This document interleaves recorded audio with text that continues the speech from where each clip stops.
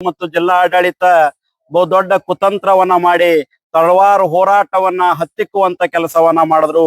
ಮಾನ್ಯ ಜಿಲ್ಲಾ ಉಸ್ತುವಾರಿ ಸಚಿವರು, ಜಿಲ್ಲಾಧಿಕಾರಿಗಳು ಸ್ಪಂದಿಸಬೇಕಾಗಿತ್ತು. ಬಡವರು, ಹಿಂದುಳಿದಂತ ಒಂದು ಸಮಾಜವನ್ನ ಅವರ ಜೀವನದ ಪ್ರಶ್ನೆ ಆಗಿರ್ತಕ್ಕಂತ ಎಷ್ಟೇ ಪ್ರಮಾಣ ಪತ್ರದಿಂದ ಬಹಳ ಸಮಸ್ಯೆಯನ್ನ ಉದ್ಭವಿಸ್ತಾ ಇತ್ತು. ಆ ಜನರ ನೋವನ್ನ ಕೇಳುವಂತ ಸೌಜನ್ಯತೆಯನ್ನ ಜಿಲ್ಲಾಡಳಿತ ಮತ್ತು ಜಿಲ್ಲಾ ಉಸ್ತುವಾರಿ ಸಚಿವರು ಮಾಡಲಿಲ್ಲ. ಇದು ಹೋರಾಟವನ್ನ ಪೊಲೀಸರ ಮುಖಾಂತರ ಹತ್ತಿಕ್ಕುವಂತ ಕೆಲಸವನ್ನ ಈಗ ಮಾಡಿದ್ದಾರೆ. ಈಗ ಕೆಲವೊಂದು ಜನಕ್ಕೆ ಎಲ್ಲರಿಗೂ ಅರೆಸ್ಟ್ ಮಾಡಿ ಬೇರೆ ಬೇರೆ ಪೊಲೀಸ್ ಸ್ಟೇಷನ್ಗಳಿಗೆ ಒಯ್ದಿದ್ದಾರೆ. ಮತ್ತೆ ನಾವೆಲ್ಲರೂ ಸೇರ್ಕೊಂಡು ನಾಳೆ ಮೀಟಿಂಗ್ ಅನ್ನ ಮಾಡಿ ಮುಂದಿನ ಹೋರಾಟದ ರೂಪರೇಷೆಗಳನ್ನ ರೂಪಿಸ್ತೇವೆ ಅಂತಕ್ಕಂಥ ಮಾತನ್ನ ನಾನು ಹೇಳಿಕೆ ಬಯಸ್ತಾ ಇದ್ದೇನೆ. ತಳವಾರ ಸಮಾಜದ ಎಲ್ಲ ಬಂಧುಗಳಿಗೆ ಒಂದು ಮಾತನ್ನ ಹೇಳಿಕೆ ಬಯಸ್ತಾ ಇದ್ದೇನೆ. ಹೋರಾಟವನ್ನ ಇನ್ನೂ ತೀವ್ರ ಸ್ವರೂಪವಾಗಿ ಗಟ್ಟಿಯಾಗಿ ನಾವು ಮಾಡ್ಬೇಕಾಗ್ತದೆ. ಈ ಜಿಲ್ಲಾಡಳಿತ ಆಗಿರ್ಲಿ, ಇವತ್ತು ಜಿಲ್ಲಾ ಉಸ್ತುವಾರಿ ಸಚಿವರಾಗಿರ್ಲಿ, ಪೊಲೀಸರ ಮುಖಾಂತರ ಎಷ್ಟು ದಿವಸ ಹತ್ತಿಕ್ತಾರೆ ಅದು ನೋಡೋಣ. ನಮ್ಮ ನ್ಯಾಯಬದ್ಧವಾದಂತಹ ಹಕ್ಕನ್ನ ಪಡಿಲಿಕ್ಕೆ ನಾವೆಲ್ಲರೂ ಕೂಡ ಸ್ವಾಭಿಮಾನದಿಂದ ಗಟ್ಟಿಯಾಗಿ ಒಂದಾಗಿ ಹೋರಾಟವನ್ನ ಮುಂದುವರಿಸೋಣ. ಯಾವುದೇ ಕಾರಣಕ್ಕೆ ನಾವು ಎದೆಗುಂದದ ಬೇಡ. ನಾವೆಲ್ಲರೂ ಒಗ್ಗಟ್ಟಿನಿಂದ ಸ್ವಾಭಿಮಾನದಿಂದ ಹೋರಾಟವನ್ನ ಮುಂದುವರಿಸೋಣ ಅಂತಕ್ಕಂಥ ಮಾತನ್ನ ನಾನು ಹೇಳಿಕೆ ಬಯಸ್ತಾ ಇದ್ದೇನೆ. ಹತ್ತಿಕ್ಕುವಂತ ಕೆಲಸ ಇದು. ಜಿಲ್ಲಾ ಆಡಳಿತ ಮತ್ತು ಜಿಲ್ಲಾ ಉಸ್ತುವಾರಿ ಸಚಿವರ ಅಣತಿಯ ಮೇರೆಗೆ ಸುಮಾರು 200-300 ಜನ ಪೊಲೀಸರು ಮತ್ತು ಪೊಲೀಸ್ ಅಧಿಕಾರಿಗಳು ಬಂದು ಇವತ್ತು ಸಮಾಜದವ್ರ ಮೇಲೆ ಒಂಥರ ದಬ್ಬಾಳಿಕೆ ಮಾಡ್ದಂಗ ಮಾಡಿ ಪೊಲೀಸ್ ಗಾಡಿಯಲ್ಲಿ ಹಾಯ್ಕೊಂಡು ಹೋಗಿ ಬೇರೆ ಬೇರೆ ಕಡೆಗೆ ಅವ್ರನ್ನ ಇಟ್ಟಿದ್ದಾರೆ. ನಾವೆಲ್ಲರೂ ಕೂಡ ಮತ್ತೆ ಸೇರಿ ಮೀಟಿಂಗ್ ಅನ್ನ ಮಾಡಿ ಒಂದು ತೀರ್ಮಾನವನ್ನ ಮಾಡ್ತೇವೆ ಅಂತಕ್ಕಂಥ ಮಾತನ್ನ ಇದು ಈ ಕಲಬುರಗಿ ಜಿಲ್ಲೆಯಲ್ಲಿ ಒಂದು ಹಿಟ್ಲರಿಸಮ್ ಅನ್ನ ಜಿಲ್ಲಾ ಉಸ್ತುವಾರಿ ಸಚಿವರಾದಂತ ಪ್ರಿಯಾಂಕಾ ಖರ್ಗೆ ಅವರು ಪೊಲೀಸರ ಮುಂದಿಟ್ಕೊಂಡು ತಳವಾರನ್ನ ಈ ಸಮಾಜವನ್ನ ಹತ್ತಿಕ್ಕುವಂತ ಕೆಲಸಕ್ಕೆ ಕೈ ಹಾಕಿದಾರಲ್ಲ. ಮುಂದಿನ ದಿನಮಾನದಲ್ಲಿ ಮತ್ತೆ ದೊಡ್ಡ ಮಟ್ಟದ ಹೋರಾಟ ರೂಪಿಸ್ತೀವಿ.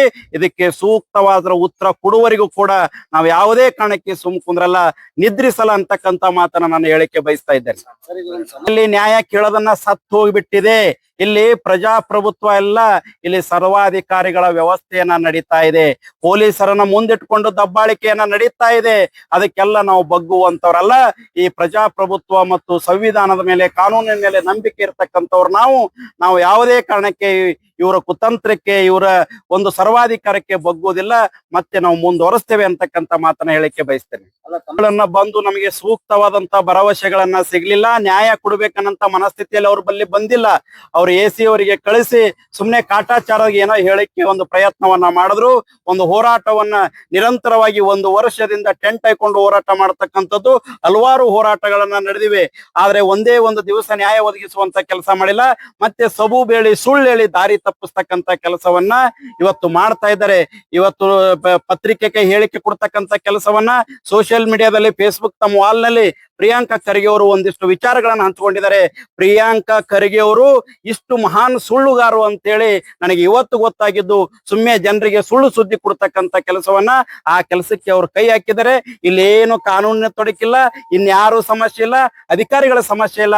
ಈ ಸಮಾಜವನ್ನ ಹತ್ತಿಕ್ಕಬೇಕು, ಈ ಸಮಾಜವನ್ನ ಮುಗಿಸ್ಬೇಕು, ಈ ಸಮಾಜವನ್ನ ತುಳಿಬೇಕಂತೇಳಿ ಜಿಲ್ಲಾ ಉಸ್ತುವಾರಿ ಸಚಿವರಾದಂತ ಪ್ರಿಯಾಂಕಾ ಖರ್ಗೆ ಅವರ ಬಹುದೊಡ್ಡ ಮಹಾ ಕುತಂತ್ರ ಅಂತಕ್ಕಂಥ ಮಾತನ್ನ ನಾನು ಹೇಳಿಕೆ ಬಯಸ್ತಾ ಇದ್ದೇನೆ.